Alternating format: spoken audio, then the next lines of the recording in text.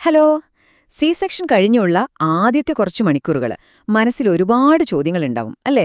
എനിക്ക് വേദനയുണ്ടാകുമോ? എപ്പോഴാ കുഞ്ഞിനെ കാണാൻ പറ്റുക?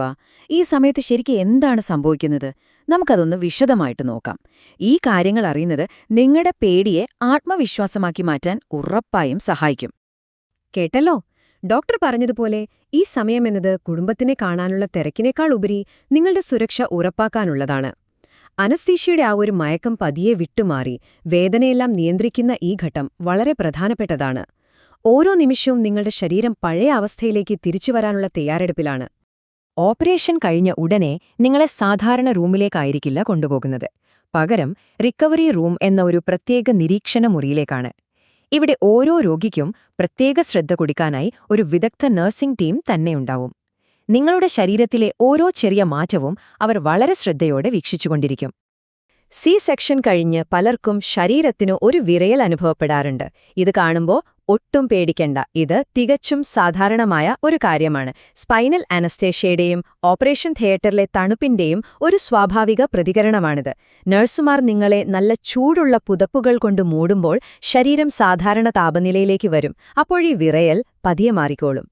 അപ്പോ ഈ റിക്കവറി റൂമില് നിങ്ങളുടെ സുരക്ഷ ഉറപ്പാക്കാനായി നഴ്സുമാർ തുടർച്ചയായി ചില പരിശോധനകൾ നടത്തും. എന്തൊക്കെയാണ് ഈ പ്രധാനപ്പെട്ട പരിശോധനകളെന്ന് നമുക്കൊന്ന് നോക്കാം. ഏകദേശം ഓരോ 15-30 മിനിറ്റ് കൂടുമ്പോൾ നഴ്സ് നിങ്ങളുടെ അടുത്തേക്ക് വരും.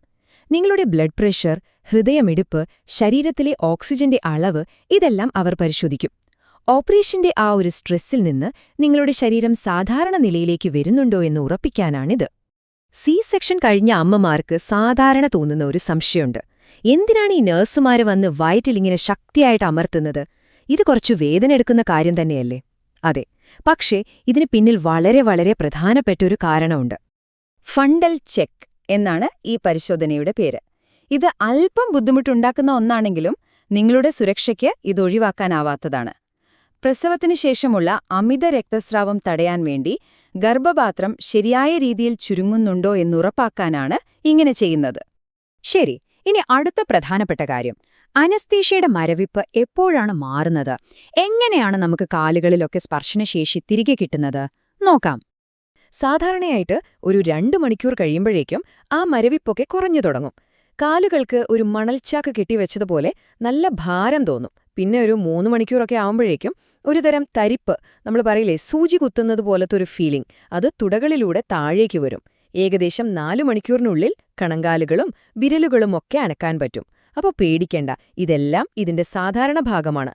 പണ്ടൊക്കെ എല്ലാരും പറഞ്ഞിരുന്നതെന്താ, സ്പൈനൽ അനസ്തീഷ്യ കഴിഞ്ഞാൽ തലവേദന വരാതിരിക്കാൻ അനങ്ങാതെ ഒരേ കിടപ്പ് കിടക്കണമെന്നായിരുന്നു. എന്നാൽ അത് ശരിയല്ല. സത്യത്തിൽ കാലിന് ചെറുതായിട്ട് ചലനം കിട്ടിത്തുടങ്ങുമ്പോൾ തന്നെ കണങ്കാലുകളും പാദങ്ങളുമൊക്കെ പതുക്കെ അനക്കുന്നത് വളരെ അത്യാവശ്യമാണ്.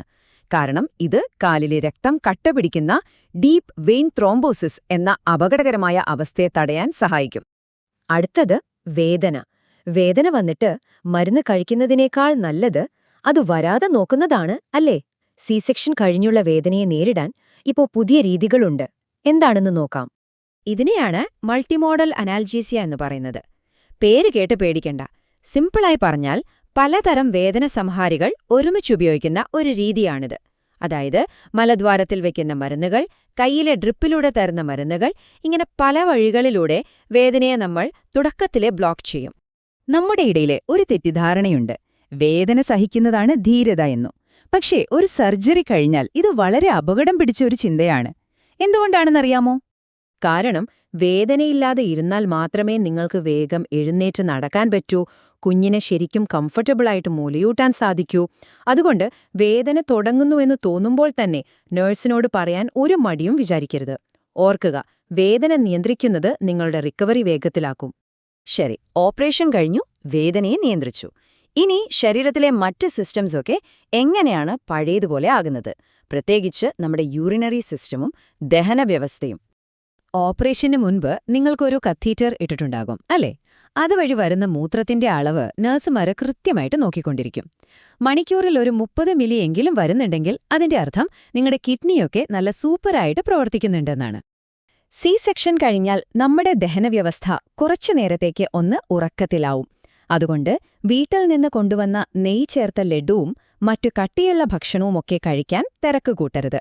ഡോക്ടർ വന്ന് വയർ പരിശോധിച്ച് ദഹനവ്യവസ്ഥ ഉണർന്നു എന്ന് ഉറപ്പുവരുത്തിയ ശേഷം മാത്രമേ സാധാരണ ഭക്ഷണം കഴിച്ചു തുടങ്ങാൻ പാടുള്ളൂ. അപ്പോ റിക്കവറി റൂമിലെ കാര്യങ്ങളൊക്കെ കഴിഞ്ഞു, നിങ്ങളെ സാധാരണ റൂമിലേക്ക് മാറ്റി. ഇനി നിങ്ങൾ ശ്രദ്ധിക്കേണ്ട ചില കാര്യങ്ങളുണ്ട്, ചില അപകട സൂചനകൾ. ഇത് നിങ്ങൾക്കും കൂടെ ഇരിക്കുന്നവർക്കും വളരെ പ്രധാനപ്പെട്ടതാണ്. പ്രസവശേഷമുള്ള ബ്ലീഡിംഗിന്റെ കാര്യത്തിൽ ഈ ഒരു മണിക്കൂർ സമയം വളരെ പ്രധാനപ്പെട്ടതാണ്. എന്തുകൊണ്ടാണ് ഈ ഒരു മണിക്കൂർ ഇത്ര ക്രിട്ടിക്കലാകുന്നത് എന്ന് നമുക്ക് നോക്കാം. ഇനി പറയുന്ന കാര്യങ്ങൾ ശ്രദ്ധയിൽപ്പെട്ടാൽ ഒരു നിമിഷം പോലും വൈകരുത്. ഉടനെ നഴ്സിനെയോ ഡോക്ടറെയോ അറിയിക്കണം. ഒന്നാമതായി, 1 മണിക്കൂറിനുള്ളിൽ ഒരു വലിയ മെറ്റേണിറ്റി പാഡ് മുഴുവനായും രക്തത്തിൽ നനഞ്ഞാൽ. രണ്ടാമത്, എഴുന്നേറ്റിരിക്കുമ്പോൾ നിങ്ങൾക്ക് കണ്ണ് ഇരുട്ടടയ്ക്കുന്നതുപോലെയോ അല്ലെങ്കിൽ കടുത്ത തലകറക്കമോ തോന്നിയാൽ. പിന്നെ മരുന്നു കഴിച്ചിട്ടും മാറാത്ത മുറിവിൽ എന്തോ പുകയുന്നതുപോലെയോ കത്തുന്നതുപോലെയോ ഒരു വേദനയുണ്ടെങ്കിൽ ഓർക്കുക, നിങ്ങളുടെ സുരക്ഷയിൽ നിങ്ങൾക്കും വലിയൊരു പങ്കുണ്ട്. ഈ കാര്യങ്ങൾ അറിഞ്ഞിരിക്കുന്നത് നിങ്ങളുടെ റിക്കവറി എളുപ്പമാക്കാനും സുരക്ഷിതമാക്കാനും ഒരുപാട് സഹായിക്കും.